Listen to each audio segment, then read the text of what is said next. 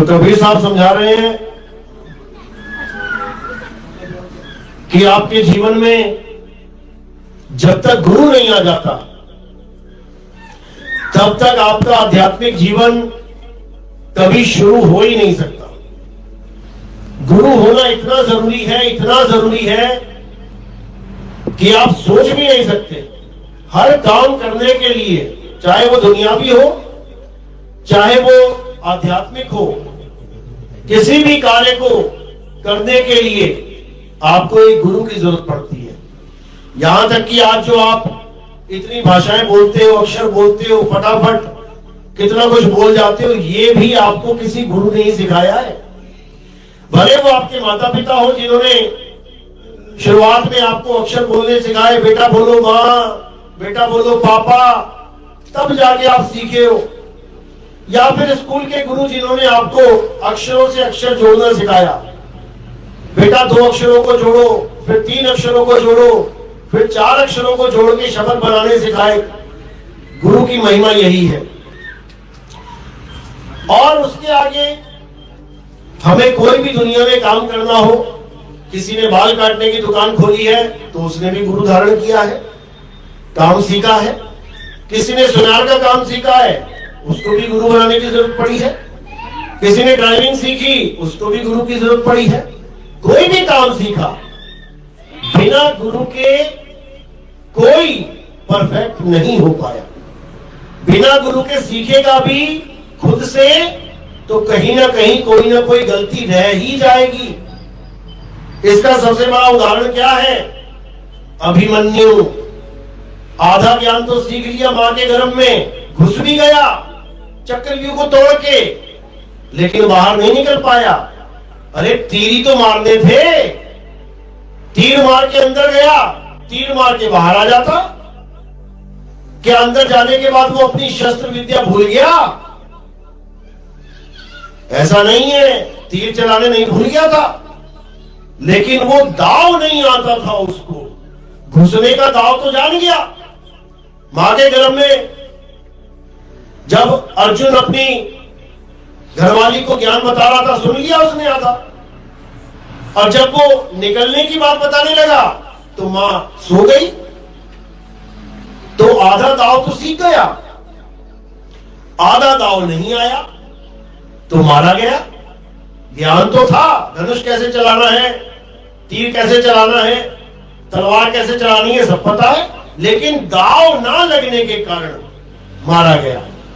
इसी प्रकार हमारे जीवन में भी 2 प्रकार के गुरु आते हैं।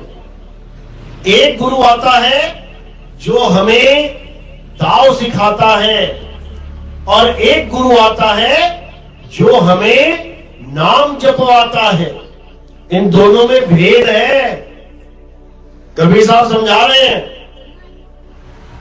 गुरु गुरु में भेद है और गुरु गुरु में भाव। सोई गुरु नित बंदिए, जो शब्द बतावे ताओ। यानी एक से एक गुरु मिलेंगे आपको जीवन में, जो आपको मंत्रों से जोड़ देंगे।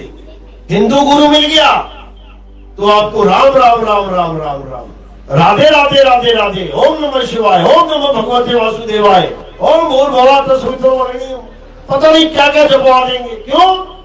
क्योंकि हिंदू है, हिंदू ग्रंथों को पढ़ा हुआ है, हिंदू देवी देवताओं की पूजा करता है, तो हिंदू नाम ले लो। मुसलमान है तो अल्लाह अल्लाह करवा देगा, खुदा खुदा जपवा देगा, कलमा पढ़वा देगा, नमाजें करवा देगा। ये भी 52 अक्षर ही है, ये भी अक्षर ही है, ये भी जपने का ही काम चल रहा है। वही बार बार रिपीट करना है, रोज रोज वही। अगर सिख है तो वाहिगुरु वाहिगुरु जपवा देगा, वो भी 52 अक्षर है, वो भी रोज वही करना है, बार बार बार बार। और ईसाई है तो प्रेयर करनी सिखा देगा, वही अक्षर रोज रटते रहो तोते की तरह। एक तो हो गए ये वाले गुरु जो हर धर्म में मिल जाएंगे आपको, हिंदू में, मुसलमान में, सिख में, ईसाई में 52 अक्षर लेके बैठे, बोलने लिखने पढ़ने वाले अक्षर लेके बैठे।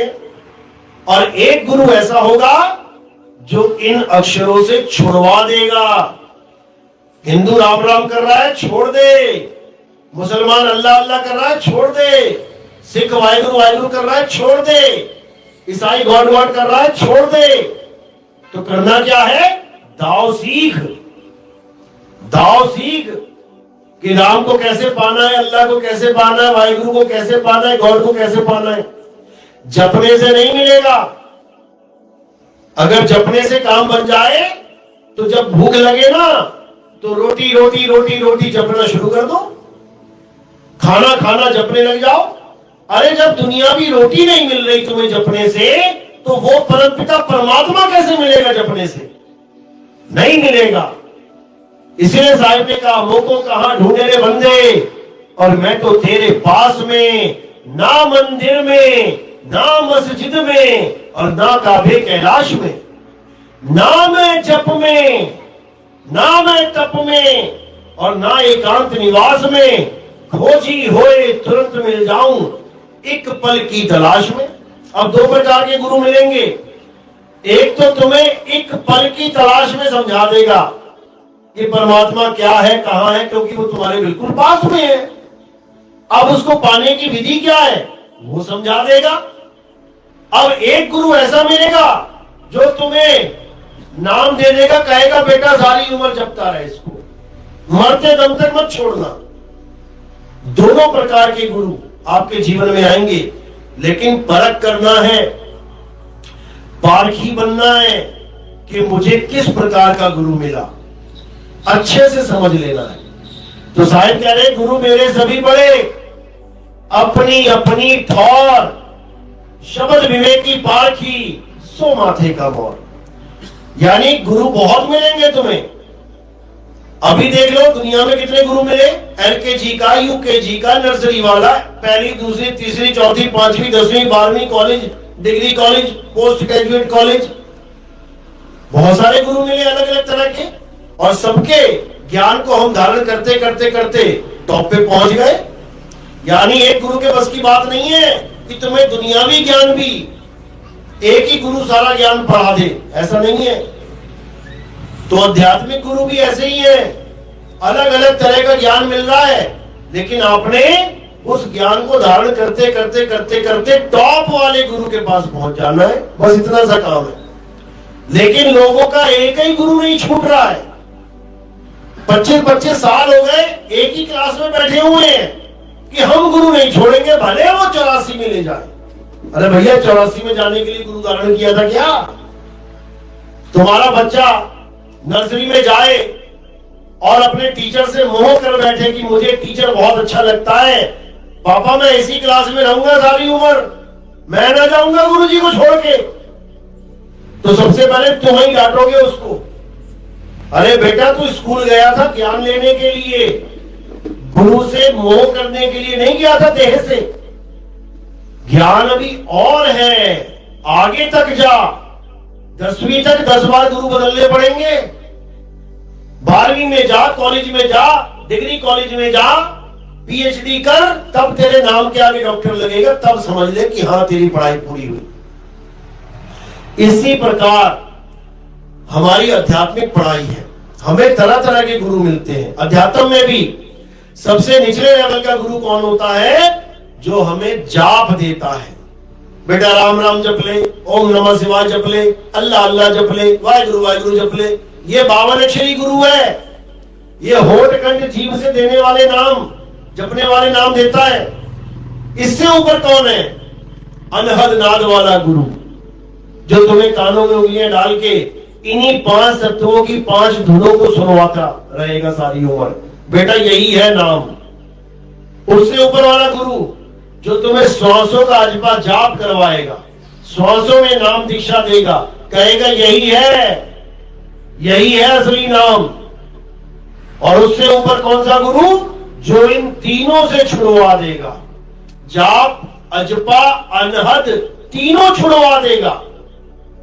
और सबसे ऊपर सार शब्द का लखाव करा देगा। ये 4 प्रकार के गुरु मिलेंगे तुम्हें अध्यात्म में। सारी दुनिया में जितने गुरु हैं इन्हीं 4 क्रियाओं में सिमट जाएंगे। इसी को बोला गया जाप मरे अजपा मरे, अनहद भी मर जाए, और सुरत समाए शब्द में, वाको काल ना खाए। यानी जैसे ही तुम्हारा शरीर ठंडा होगा, ये प्राण निकलेंगे, तुम कोई भी नाम जप रहे होगे, वो नाम खत्म हो जाएगा। ऐसा नहीं हो सकता कि तुम्हारे प्राण निकल जाए और वो नाम चलता रहे। यानी इंसान तो चला गया और नाम चल रहे हैं मुंह में, राम राम राम, अल्लाह अल्लाह वाहिगुरु, एक भी नहीं चलेगा। अगर वो जप रहा है राम राम राम, जैसे ही प्राण निकले मां भी पूरा ना हो पाएगा उसका। तो इसको कह रहे जाप मरे, जैसे तुम मरे तुम्हारे जाप भी मरे, अजपा मरे, जो श्वासों में नाम चल रहे हैं, ओम सोहंग ओम सोहंग ओम सोहंग, जैसे तुम मरे यानी तुम्हारा शरीर छूटा, ये भी मर गया, ये श्वासा भी खत्म हो गई, रुक जाएगी। अनहद भी मर जाए, ये पांचों तत्वों की पांचों धुनें जो चल रही हैं, कोई नाभि की धुन सुन रहा है, कोई हृदय की धुन सुन रहा है, कोई नाड़ियों की धुन सुन रहा है, ये सब खत्म हो जाएंगी। जैसे ही शरीर ठंडा, ये सब ठंडे हो जाएंगे। तो साहिब कह रहे जाप मरे, अजपा मरे, अनहद भी मर जाए, और सुरत समाए शब्द में। अब ये कौन सा शब्द है? ये कौन सा शब्द है जिसमें सुरत समाएगी? ये बताने वाला गुरु ही सच्चा गुरु होता है, पूरा गुरु होता है। तो साहिब कह रहे सुरत समाए शब्द में, और वाको काल ना खाए। एक बार सुरत अगर शब्द में समा गई तो उसे अपना स्वरूप बोध हो जाता है, उसे समझ में आ जाता है कि असल में मेरा स्वरूप क्या है, आखिर मैं हूं क्या, उसे अपना आत्म स्वरूप समझ में आ जाता है। फिर उसको कोई मार नहीं सकता, फिर वो कभी मर ही नहीं सकती। अभी तो भरम रूप में मर भी रही है कि हाय मर गई हाय मर गई, फिर भरम रूप में भी नहीं मर पाएगी। जैसे शरीर छूटेगा अपने आप अपने स्वरूप में आ जाएगी।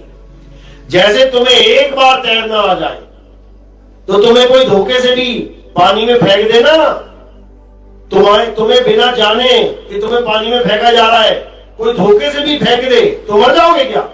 डूब जाओगे। अरे फिर चाहे तुम पानी में खुद जाओ, चाहे कोई तुम्हें वैसे ही फेंक दे, तुम डूब नहीं सकते, क्योंकि पानी को टच करते ही तुम्हारा दाव अपने आप चालू हो जाएगा। किसी तैराक को कहो कि तू डूब के दिखा, किसी तैराक को बोलो डूब के दिखा तू, वो कोशिश तो करेगा डूबने की, चला गया गहराई में, जब फड़फड़ाने लगेगा ना तो दुगनी स्पीड से आएगा, भागा भागा।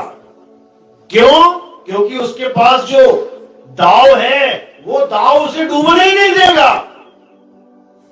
बेहोश में होश हो गया तो बात अलग है, लेकिन जब तक होश में है डूब नहीं सकता, वो दाव डूबने नहीं देगा। इसी को साहिब ने बोला है, अरे हम ना मरिब संसारा, और हमको मिला जियावन हारा। कि मैं कैसे मरूंगा भैया, मेरे बस की बात ही नहीं है मरना, मैं चाह के भी नहीं मर सकता, करे तो करे क्या। ये है कबीर साहब का असली ज्ञान कि आप अबजर अमर अविनाशी हो, आपको कोई मार नहीं सकता, बस तुम अपने स्वरूप को जान लो। अगर अपने स्वरूप को जान लिया तो कोई माई का लाल नहीं जो तुम्हें खत्म कर सके, इतना समझ लो। फिर काल क्या, महाकाल भी आ जाए तब भी तुम्हारा बाल बाका नहीं कर सकता। इसी को साहिब ने बोला है कि सार शब्द आए जेही विधि हाथा, और तेही विधि काल नवावे माथा। काल के नाम पे दुकानें तो बहुत चल रही हैं, काल से बचो काल से बचो, काल खा जाएगा, काल ऐसे काल वैसे। पूछो काल को देखा कभी? कितने फुट का है काल, कितने हाथ है काल के, कितने पैर है काल के, कितने सर है काल के, दांत कितने हैं काल के, आंखें कितनी है काल की, लग जाएगा पता। देखा किसी ने नहीं है, बस कबीर सागर में पढ़ पढ़ के कि काल ऐसा है काल वैसा है, काल के मुंह में बस काल हवा बना दिया काल को। और जिस दिन काल समझ में आ जाएगा ना काल होता क्या है, पैरों से जमीन निकल जाएगी। कि काल है क्या, लेकिन अज्ञानता में गुरु भी बैठा हुआ है, चेला भी बैठा हुआ है, बस सारा दिन काल काल काल ही समझ में आ रहा है, काल से बचना है। अरे काल से बचना तो तब है देखा हो। तो साहिब कह रहे बिन देखे वा देश की, अरे बात करे सो कूर, और आपे खाली खात है बेचट फिरे कपूर। खुद कभी काल देखा नहीं और गुरु बने बैठे हैं काल से बचाने वाले, कि हमारे गुरुजी से नाम ले लोगे तो काल तुम्हारा कुछ नहीं बिगाड़ पाएगा। अरे वो काल पूरी दुनिया को मुंह में लेके बैठा है, गुरुजी भी मुंह में बैठे हैं उस काल भगवान के, लेकिन समझ में नहीं आ रहा किसी को ये काल कौन है। सारी सृष्टि का मालिक है वो काल, पूरी दुनिया को टॉफी की तरह मुंह में लेके घूम रहा है वो। सारी दुनिया उसका खाना है, भोजन है उसका। समझा रहे साहिब, तीन लोग एक जेल है और पाप पुण्य दो जाल। सारी दुनिया इन दो जालों में फंसी है, या तो पाप कर रही है या पुण्य कर रही है। पुण्य करके सोच रही है कि अरे मेरी तो वाह वाह हो गई, मेरी तो मुक्ति हो जाएगी, मैंने तो इतने लंगर लगा दिए भोजन के, मैंने तो इतना दान दे दिया लोगों को, मैंने तो ये कर दिया, मैंने तो वो कर दिया, इतना पुण्य कमा लिया, मैंने सोच रहा है कि मेरा तो कल्याण हो गया। अरे तू जाल में फंसा है भाई, जाल में फंसा है। कह रहे तीन लोग एक जेल है और पाप पुण्य दो जाल। सारा जग भोजन बना और खाने वाला काल। सारा जग भोजन है, जैसे अमरूद भोजन है, पूरा अमरूद खा जाएगा वो, तो सारा जग जितना संसार है अमरूद की तरह लेके घूम रहा है वो। तो गुरुजी कैसे बचाएंगे भैया उससे? गुरुजी खुद उस अमरूद में बैठे हुए हैं दाना बन के। समझ लो, उस काल से बचने का एक ही तरीका है, तुम्हें समझना पड़ेगा वो दाव, जिस दाव से वो काल सिर झुका देगा। एक ही दाव है, सार शब्द आए जही विधि हाथा, तेही विधि काल नवावे माथा। वो तुम्हारे आगे माथा नवा देगा और फिर क्या करना है? फिर उस काल के सिर के ऊपर पैर रख देना है और कुछ नहीं करना है। यही दाव है। इस दाव के लगाते ही काल एकदम मुरझा जाएगा। जैसे सांप आ जाए कहीं पे तो सांप पकड़ने का दाव होता है। सांप को कैसे पकड़ते हैं? कमर से, बीच में से पकड़ लोगे ना सांप को, डंक मार देगा। पूंछ से पकड़ लोगे, डंक मार देगा। कैसे पकड़ना है? गले से। जैसे उसका मुंह खत्म होता है 2-3 इंच का, वो वहीं गले से दबा लो उसको। चाहे कोबरा तक हो, अगर तुमने कसके पकड़ लिया गले से, तुम्हें काट नहीं सकता। लपेटा मार देगा पूंछ का, जकड़ लेगा हाथ को, लेकिन काट नहीं सकता। ये दाव है सांप पकड़ने का। बेबस हो जाएगा, भले कितना जहरीला क्यों ना हो, बेबस हो जाएगा तुम्हारे आगे और सीधे पकड़ के उसको कहीं भी ले जाओ। इसी प्रकार भले काल कितना ही शातिर क्यों ना हो, कितना ही बलशाली क्यों ना हो, अगर तुमने सही दाव लगा दिया, बेबस हो जाएगा, बेबस। और दाव क्या है? उसके सिर के ऊपर पांव रखना है। कभी साहब समझा रहे हैं, अरे काल के सिर पे पांव दे, सतगुरु के उपदेश, और साहेब वहां पकड़ के ले चले अपने देश। जब तक काल के सिर पे तुमने पैर नहीं रखा, तब तक कोई अपने देश जा ही नहीं सकता। भूल जाओ कि मैं मंत्र जप रहा हूं, मंत्र जप के मैं अपने देश वापस चला जाऊंगा, मैं तो ये नाम जप रहा हूं, मैं तो वो नाम जप रहा हूं, मैं तो वेदों में लिखा हुआ नाम जप रहा हूं, मैं तो गीता से कोई नाम निकाल के जप रहा हूं, मैं तो गुरु ग्रंथ साहब का कोई नाम जप रहा हूं, मैं तो कुरान से कोई नाम जप रहा हूं, मैं तो बाइबल में से कोई नाम निकाल के जप रहा हूं। सब धरे के धरे रह जाएंगे यहाँ पे, क्योंकि सब 52 अक्षर हैं। कबीर साहब समझा रहे हैं, ये जितने भी अक्षर हैं लिखने बोलने पढ़ने वाले जो इंसानों के द्वारा बनाए गए हैं, इनसे तुम्हारी मुक्ति नहीं हो सकती। भले तुम 1 करोड़ नाम जप लो, ये 5-7 तो छोड़ो, करोड़ नाम जप लो, तब भी तुम्हारी मुक्ति नहीं होगी। क्या कह रहे साहिब? अरे कोटि नाम संसार में, इनसे मुक्ति ना होए, और गुप्त नाम सतपुरुष का पूज्य बिरला कोई। ये गुप्त नाम क्या है सतपुरुष का? एक तो खुद सतपुरुष ही एक नाम है, लिख लो दीवार पे, सतपुरुष, ये भी एक नाम ही है और सतपुरुष का ही नाम है। तो सतपुरुष को पाना है तो सतपुरुष जपते रहो, ये भी तो एक नाम है। लेकिन साहिब कह रहे ये भी उन कोटि नाम में से एक है जो 52 अक्षरों से बना है, ये भी वो नाम नहीं है। गुप्त नाम सतपुरुष का। अब ये कौन सा नाम है जो गुप्त नाम है? गुप्त नाम यानी किसी ग्रंथों में नहीं है, किसी कबीर सागर में नहीं है कि उठा के कबीर सागर की पूरा पैराग्राफ ही रटवा दिया, अजर नाम, अमर नाम, ये नाम, वो नाम, खोलो कुंजी, खोलो कपाट, ये सब नहीं है। ये 52 अक्षरों का खेल है। वो गुप्त नाम क्या है? जो गुप्त है, जो बिल्कुल गुप्त से भी गुप्त है, जिसको कोई जान ही नहीं सकता है। वो तुम्हारे साथ 24 घंटे, लेकिन तुम उसको जान ही नहीं सकते। क्या है वो नाम? वो नाम है आत्मा। तुम्हारी आत्मा ही वो नाम है जो सत नाम है, झूठी नहीं है वो। आत्मा सत्य है, आत्मा अजर अमर अविनाशी है, आत्मा अखंड है, आत्मा का कभी नाश नहीं होता, और जिस चीज का कभी नाश ना हो उसे सत्य कहते, सत्य। और आत्मा का नाम ही सत नाम है। कबीर साहब की फोटो के आगे कहीं ना कहीं, आगे पीछे ऊपर नीचे कहीं ना कहीं तुम्हें सतनाम लिखा जरूर मिलेगा। क्या है वो सतनाम? वो आत्मा का नाम है, यानी कबीर साहब का सांकेतिक नाम है, गुप्त नाम है वो। कबीर साहब समझा रहे हैं मैं देह नहीं हूं, मैं सतनाम हूं, यानी मैं आत्मा हूं। कोई गलती से मुझे देह मत समझ लेना कि कबीर साहब कौन है, ये सफेद दाढ़ी सफेद बाल टोपी वाले कबीर साहब हैं। ये तो देही है, शरीर है, माया है, पल पल बदलती है।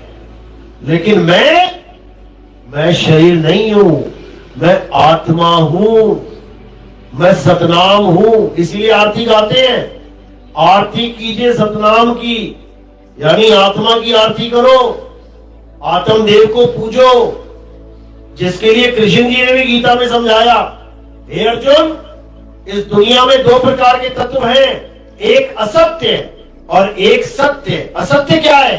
जो बनता और बिगड़ जाता है, जो पल पल बदलता है, जो सदा एक सा नहीं रहता, वो असत्य है। और सत्य क्या है? आत्मा ही सत्य है। ना तो उसका कभी जन्म होता है, ना उसकी कभी मृत्यु होती है। उसको कोई शस्त्र काट नहीं सकता, अग्नि जला नहीं सकती, वायु सुखा नहीं सकती, जल भिगो नहीं सकता। हे अर्जुन, उसी आत्मा को प्राप्त करना मनुष्य जन्म का परम लक्ष्य है। तो कौन अपना लक्ष्य पूरा कर रहा है? एक को भी ना समझ में आ रहा करना क्या है। 24 घंटे आत्मा साथ रहती है, लेकिन पूजने पत्थर जा रहा है। 24 घंटे आत्मा आपके साथ रहती है, लेकिन नदी में नहाने जा रहा है। 24 घंटा आपके साथ आत्मा रहती है, जंगलों में जा रहा है छुपने कि वहां मिलेगा परमात्मा। आपकी आत्मा में ही परमात्मा का वास है। कैसे? ज्यों तिल माही तेल है। तेल कहां है?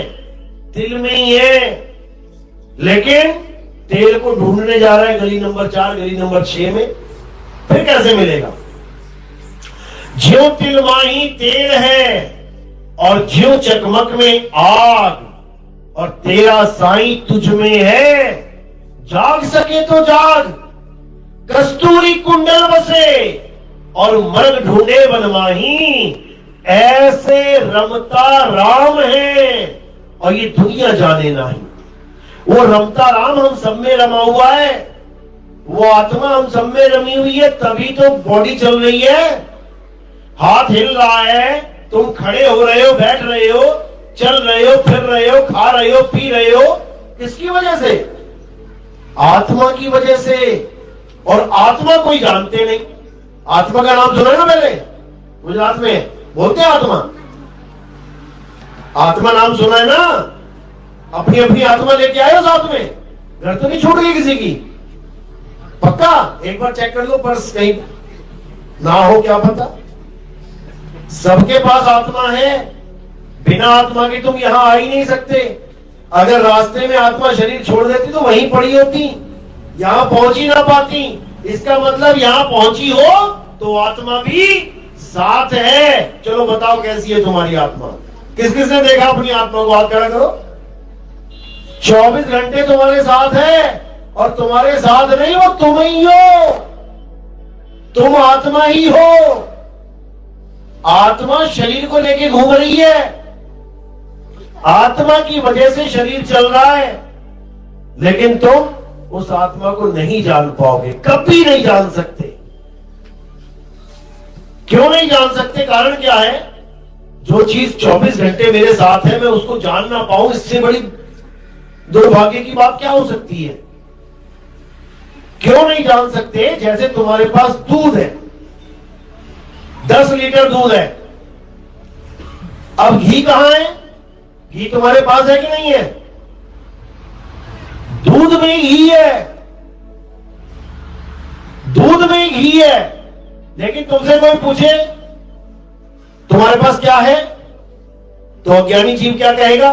दूध है मेरे पास। और ज्ञानी क्या कहेगा? मेरे पास दूध भी है, दही भी है, मठा भी है, लस्सी भी है, पनीर भी है, खोआ भी है, घी भी है। समझ में आई बात? यानी इतनी सारी चीजें उस एक में ही है। अगर तुम्हें दूध से दही बनाना नहीं आता तो मक्खन तो क्या आएगा, और मक्खन से घी तो क्या आएगा? यानी दूध तुम्हारे पास रहेगा सारी उम्र, लेकिन तुम सारी उम्र घी से वंचित रह जाओगे। यानी चीज तुम्हारे पास 24 घंटे है, लेकिन तुम उसको प्राप्त नहीं कर सकते। इसी प्रकार आत्मा तुम्हारे पास है, लेकिन तुम्हें आत्मा का ज्ञान नहीं है, तो वो तुम्हारा कल्याण नहीं कर सकती।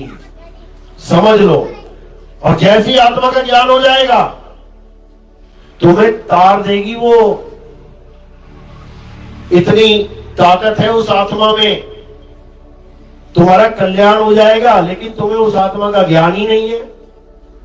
इसीलिए कबीर साहब समझा रहे हैं, जल में मीन प्यासी, मोहे देखते आवे हासी, आत्म ज्ञान बिना नर भटके, कभी काबा कभी काशी। कौन से ज्ञान के बिना नर भटके? मंत्र ज्ञान कि मुझे गुरुजी ने 5 नाम दिए, अब पार हो जाऊंगा, डूब जाएगा। मुझे गुरुजी ने 7 नाम दे दिए, अब पार हो जाऊंगा, डूब जाएगा। मुझे गुरु ने ये मंत्र दे दिया, अब पार हो जाऊंगा, डूब जाएगा। पार कब होगा? जब गुरु आत्म ज्ञान देगा। आत्म ज्ञान, आत्म ज्ञान का मतलब ये नहीं कि तुम किसी और के नाम जपो। आत्म ज्ञान का मतलब तुम्हें तुम्हारी आत्मा का ज्ञान हो जाए, खुद का ज्ञान हो जाए। जैसे आत्म कथा, किसी को कहो आत्म कथा लिखो, तो किसकी कथा लिखेगा? महात्मा गांधी की या जवाहरलाल नेहरू की? अपनी कथा लिखनी पड़ेगी, तब कहलाएगी आत्म कथा। कोई आत्महत्या करके बैठ गया, इसका मतलब ये नहीं कि उसने 4 लोगों को मारा है, इसका मतलब उसने खुद को मारा है। आत्म रक्षा यानी खुद की रक्षा करो, गांव वालों की नहीं। आत्म निर्भर, खुद पे निर्भर हो जाओ, किसी और पे नहीं। इसी प्रकार आत्म ज्ञान, यानी खुद का ज्ञान प्राप्त करो, किसी और का नहीं। और जब खुद का ज्ञान प्राप्त होगा तब तुम्हें समझ में आएगा कि असल में परमात्मा का वास कहां है। इसी को साहिब ने बोला है कि आत्म में राम, राम में आत्म, चीनस गुरमुख विचारे। तुम्हारा परमात्मा तुम्हें इसलिए नहीं मिल रहा क्योंकि तुम खुद को नहीं ढूंढ रहे हो। खुद को ढूंढोगे तो खुदा को पाओगे, अन्यथा और कोई रास्ता नहीं है, उसके अलावा धक्के ही हैं। तो कबीर साहब इसी आत्मज्ञान का भरपूर जो ज्ञान है इस संसार को देके गए, लेकिन ये जीव समझ ही नहीं पाया कि कबीर साहब क्या कह रहे हैं। गाना सीख लिया, आज गाने वाले गवैये इतने हैं कि कबीर साहब की बाणियों को गा गा के यूट्यूब भर डाला उन लोगों ने। पूरी पूरी रात गवा लो, एक से एक सुरताज बैठे हुए हैं, लाख लाख, 2-2 लाख, 10-10 लाख रुपए एक रात का लेने वाले बैठे हुए हैं। और कबीर साहब कह रहे हैं मेरी गाई गाएगा तो 3 लोक में धक्के खाएगा, और मेरी गाई पूछेगा तो सत्य लोक को सूझेगा। यानी अगर मेरी गाई केवल गाने के लिए यूज करेगा, मेरे भजनों को केवल गा गा के पैसा कमाने के लिए यूज करेगा, तो पक्का 84 जाएगा बेटा। अब जो मेरी वाणी है उसको पूछेगा कि कबीर साहब ने ऐसा बोला, क्यों बोला, क्या कारण था, कबीर साहब ने ऐसा कहा, क्यों कहा, आखिर इसके पीछे गुप्त भेद क्या है। अगर पूछना शुरू कर दिया तो पक्का धूमधाम को जाएगा, फिर तुझे कोई नहीं रोक सकता। लेकिन दुख के साथ कहना पड़ता है कि कबीर साहब का जितना भी ज्ञान है ये सब केवल और केवल कमाई का जरिया बन गया है, इससे ज्यादा कुछ नहीं। कबीर साहब ने अपने जीवन में कभी आश्रम नहीं बनाया, लेकिन कबीर पंथी बड़े बड़े महल बना के बैठ गए। इतने बड़े बड़े महल बना दिए कि तुम पूरा पूरा दिन घूमो तो खत्म ना हो, इतने बड़े बड़े महल बना दिए। और साहिब कह रहे हैं मन लागो मेरे यार फकीरी में। भजन ये भी गा रहे हैं मन लागो मेरे यार फकीरी में, लेकिन 50-50 करोड़ के महल बना के बैठे हुए कबीर साहब के नाम पे। बस यहीं से समझ में आ जाता है कि आखिर चक्कर चल क्या रहा है। मेरी गाई गाएगा वाला ही चक्कर है। कबीर साहब की गाई गाते रहो और पैसा कमाते रहो। अगर सच्चा नाम भी हो तब भी समझ में आता है कि चलो कोई बात नहीं, तुम आश्रमों में, बड़े बड़े आश्रमों में रहना तुम्हारा ख्वाब है, तुम्हारी एक हवस है कि मैं बड़े से बड़े महल में रहूं, समझ में आता है। लेकिन कम से कम चेले को सही नाम तो दे दे भाई। चेला नहीं रहना चाहता है बड़े बड़े महल में, चेला गरीबी में खुश है, लेकिन कम से कम उसको सही नाम तो दे दे। नाम भी सही नहीं है। गुरु तो गया 84 में और चेले को भी लेके चला गया। दिक्कत तो यहां आती है। तो साहिब यही समझा रहे हैं, कह रहे हैं पानी पियो छान के, गुरु करो जान के। ये उस समय की वाणी है जब पानी लेने जाते थे मटकों में और तालाब से पानी लेके आते थे, छोटे छोटे उसमें जीव होते थे, कीड़े होते थे। तब कबीर साहब ने ये वाणी बोली पानी पियो छान के, यानी कपड़े से छान के पानी पीना। छोटे छोटे मेंढक के अंडे, मछली के छोटे छोटे अंडे, बच्चे वो तेरे अंदर चले जाएंगे नहीं तो। पानी पियो छान के, गुरु करो जान के। लेकिन आज समा बदल चुका है। आज पानी में मछलियां नहीं आ रही हैं, आज पानी में मेंढक के अंडे नहीं आ रहे हैं। फिल्टर होके आ रहा है पानी तुम्हारे घर में, आश्रमों में फिल्टर होके आ रहा है। लेकिन इन लोगों ने क्या किया, अभी भी कपड़ा बांध रखा है। तुम आरओ भी लगवा दोगे ना उनके आश्रमों में, जो 3-4 बार पानी फिल्टर करके दे रहा, उसमें भी कपड़ा बांध देते हैं। किनका हाल है ये पता है? जो अपने आप को पारखी कहलाते हैं, पारक सिद्धांत वाले। क्यों? कबीर साहब ने कहा है कपड़ा बांध दो। अरे आज के जमाने में तुम कपड़ा बांधोगे तो समझ लो तुमने पानी का सत्यानाश कर दिया। कपड़े में कितने जीवाणु बैठे होंगे। कपड़े में कितने जीवाणु बैठे, तुमने पानी चला के सारे गिलास में ले आए तुम और वही पी रहे हो। ये सांकेतिक ज्ञान है। कबीर साहब कह रहे हैं पानी पियो छान के उस समय के लिए। आज क्या है? आज पानी पियो जान के, गुरु करो छान के। आज तुम्हारे सामने filter water, distil water, mineral water, simple water, पानी जो टंकी का है वो वाटर, जो लैट्रिन में पानी यूज करते हैं वो वाटर, 5-7 गिलास रख दिए जाए ना, तो बता नहीं सकते कौन सा पानी कहां से लेके आए हैं, बता नहीं पाओगे इसमें फर्क क्या है। तो कह रहे पानी पियो जान के, पूछो भैया कहां से लेके आया है, मैं उस वहां से लेके, अरे वो पीने लायक थोड़ी नहीं है, ये कहां से लेके आया, मैं कुएं से लेके, अरे ये भी नहीं चाहिए, ये कहां से लेके आ रहा, हाँ ये दे दे। तो यहां पानी पियो जान के और गुरु करो छान के। छानेंगे कैसे? उसके ज्ञान से। छलनी चलती है ना आटे में, छानने से क्या होता है? छलनी से क्या होता है? नीचे क्या गिरता है, ऊपर क्या रहता है? नीचे गिरता है महीन पार्ट जिससे तुम रोटी बना रहे हो, और ऊपर क्या रह गया? क्या बोलते हो गुजराती में? कचरो। अच्छा, इसी का एक रूप है छज, बोलते हैं हमारे यहाँ छज। तो कह रहे सतगुरु ऐसा चाहिए जैसा सूप सुहाए। सूप भी कह देते हैं उसको। सूप क्या करता है? कचरा कचरा फेंक देता है और सार सार जो असली चीज है उसको आगे खिसका देता है अपनी तरफ। तो कहते हैं सतगुरु ऐसा चाहिए और जैसा सूप सुहाए, सार सार तो गही रहे, थोथा दे उड़ाए। यानी जो सार शब्द है उसका तो तुम्हें बोध करवा दे, और थोथा, थोथा क्या है? थोथा किसे कहते हैं? थोथा कहते हैं कचरे को। अब कचरा क्या है?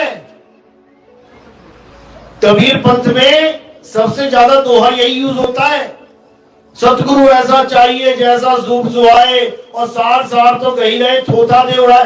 अरे थोथा है क्या? वो तो बता दो, क्या है थोथा? कबीर साहब समझा रहे हैं थोथा क्या है। मुंह को कहां ढूंढे रे बंदे, मैं तो तेरे पास में। इस वाणी को सुनोगे, इसमें सब थोथा ही थोथा है। जहां जहां वो कह रहे यहां नहीं, वहां नहीं, वहां नहीं, वहां नहीं, ये सब थोथा है। नाम है जप में, नाम है तप में, तो जप और तप क्या है? थोथा है। छोड़ इसको। गुरु ने नाम दिए जपने के लिए, छोड़ इसको।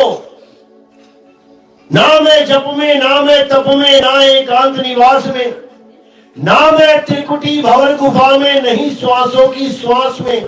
तो ये त्रिकुटी भंवर गुफा, ये श्वास क्या है? थोथा है। नहीं प्राण में, नहीं पिंड में, ना ब्रह्मांड आकाश में। तो ये प्राण पिंड, ये ब्रह्मांड आकाश क्या है? ये थोथा है। लेकिन समझ में नहीं आ रहा, इसी थोथे को पकड़ के बैठे। बनारस में कबीर मंदिर बना रखा है। कबीर मंदिर में एक मूर्ति लगा रखी है और वहां जितने साधु बैठे देख तेरी को टनाटन टनाटन बजाते हैं सुबह से शाम तक, पूजा कर रहे हैं। अब वो जो मूर्ति रखी है वो क्या है? सारे की थोथा, थोथा है। वो थोथा है, ना मंदिर में, ना मस्जिद में, और ना काबे कैलाश में। मना कर दिया, नहीं समझ में आ रहा, वो तो छोड़ दिया। राम जी का मंदिर, कृष्ण जी का मंदिर, हनुमान जी का मंदिर, शिव जी का मंदिर, दुर्गा का मंदिर, अपना मंदिर बना के बैठ गए, कबीर साहब का मंदिर। अरे साहिब ने ये थोड़ी नहीं कहा कि राम मंदिर में नहीं हूं, शिव मंदिर में नहीं हूं, विष्णु जी के मंदिर, उन्होंने कहा ना मंदिर में, यानी कबीर मंदिर में भी नहीं हूं। ये नहीं समझ में आ रहा उनको। साहिब कह रहे पाथर पूजे हरि मिले तो मैं पूजू पहाड़। ये थोड़ी नहीं बोला कि राम के पत्थर में नहीं हूं, कृष्ण जी के पत्थर में नहीं हूं, विष्णु जी वाले पत्थर में नहीं हूं। उन्होंने कहा पाथर पूजे हरि मिले, यानी पत्थर की पूजा मत करो। इन्होंने कबीर साहब की पत्थर की मूर्ति रख दी। यही अज्ञान है, इसी को त्यागना है। तब जाके तुम कबीरपंथी बनोगे, तब जाके तुम समझोगे कि कबीर साहब का असली सिद्धांत क्या है। केवल कबीर कबीर कबीर करने से कोई कबीरपंथी नहीं हो जाता कि तुम एक मोहर लगवा लो, हाँ मैं कबीरपंथी हूं। कबीर साहब के मार्ग पे चलना पड़ता है, तब जाके तुम कबीरपंथी होगे, नहीं तो नहीं हो सकते। और कबीर साहब का मार्ग एक ही है, सार सार तो गही रहो और थोथा देओ उड़ाए। यही है कबीर साहब का असली मार्ग। वाहे गुरु।